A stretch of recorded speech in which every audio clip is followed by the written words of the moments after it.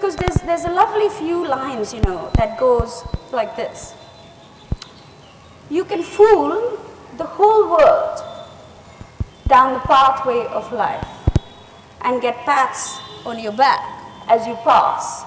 But sooner or later, you'll get heartache and tears if you fool the guy in the glass.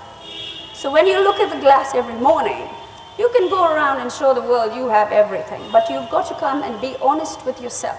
That's one of the reasons I wrote my book and I told my story. Because when I looked at myself every morning, I thought, I'm not really telling the truth, am I not, right?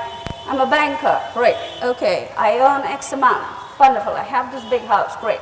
But that was not me. Me, inside me, I was about changing lives, helping people, loving what I did for girls who were like me, girls like you, right? That's what I wanted to be, that's who I was. And I couldn't accomplish that if I didn't first through be honest with myself and say, I was very poor.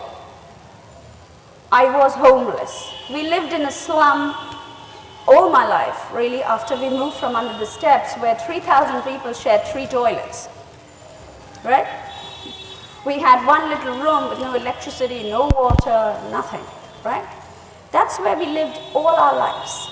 When we were living under the steps, I recall my little sister and me watching a man frying, you know, puris and some meat curry. We used to stare at him every day, and every day he would splash hot oil or a little hot oil on us to send us away, say, stop staring at the food.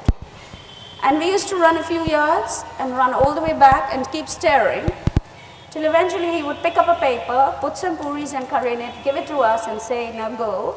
And if you come back tomorrow, I'll really burn you. But every day we went back and every day he fed us. So that's how we grew up.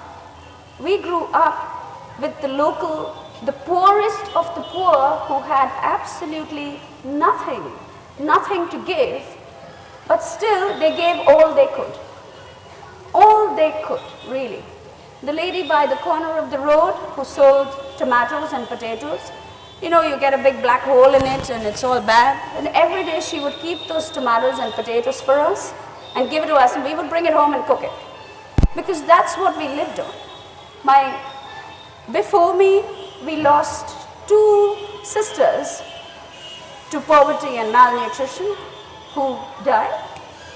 After me and my little sister Vanessa, we lost twins, a brother and a sister, to poverty and malnutrition again, within 6 months of their births.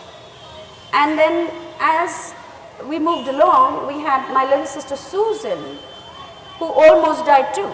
Well, the doctor said, take her home, she's never going to make it, because she has 3 days to live.